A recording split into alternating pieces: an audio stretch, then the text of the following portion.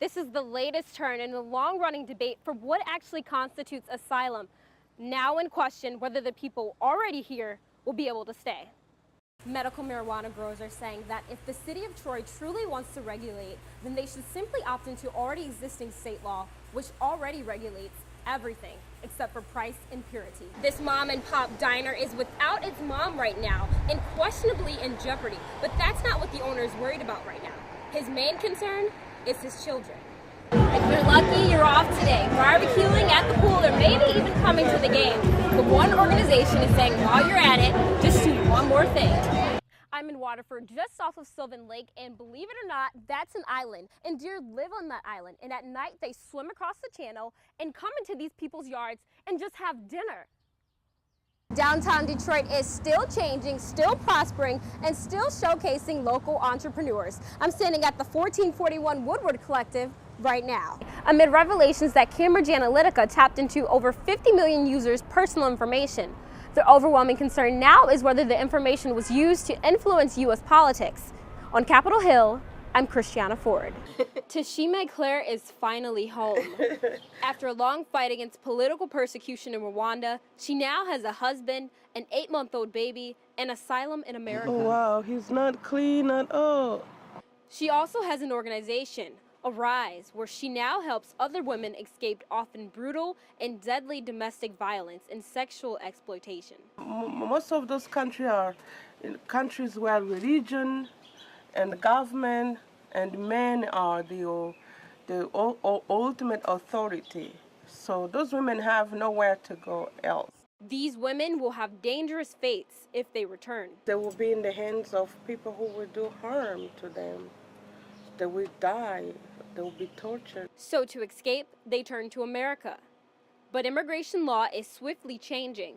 Now, Attorney General Jeff Sessions is narrowing the asylum checklist, and their names aren't on it.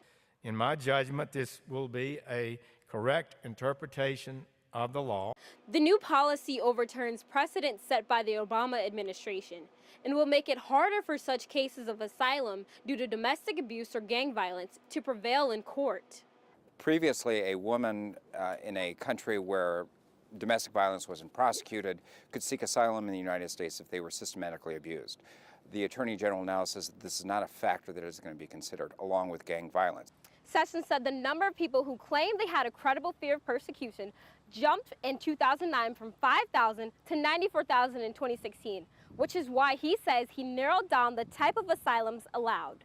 I always tell people if I cannot get justice, if I cannot get protection in the United States, there's no other place in the world that can ever seek protection. On the outskirts of the very visible marijuana dispensaries of Detroit are the private and very hidden marijuana caregiver centers of Troy. Yeah, this one's high CBD. It's going to help out a lot. It's going to help you sleep. I'm a caregiver. I guess the other way would be a medical cannabis cultivator. 78 businesses in Troy were granted certificates of occupancy to operate the centers. Before anybody ever applied, before any caregiver was allowed to begin operation, the city and the city planning, city zoning administrator set forth specific areas where these types of businesses could operate. But now the city of Troy is saying, wait a second, you need to complete one more step. The city of Troy has passed an ordinance that requires licensing, but the ordinance allows for anybody who is in compliance with the MMMA, which is the Michigan Medical Marijuana Act, to apply for licensure.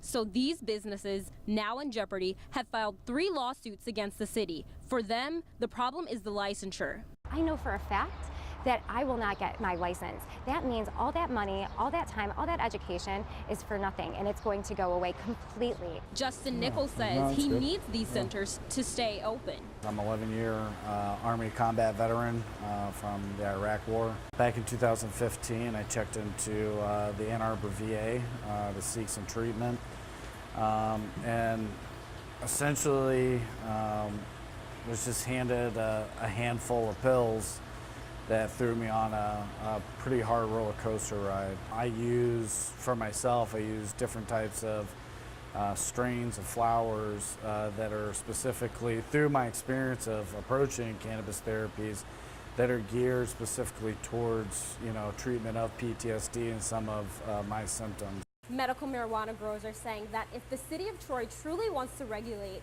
then they should simply opt into already existing state law, which already regulates everything except for price and purity. I feel that this is, above and beyond what is appropriate to ask for. But the city says the city needs to make sure that there is compliance with the law.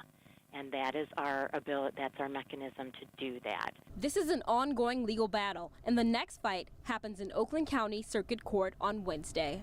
I'm Christiana Ford reporting in Troy.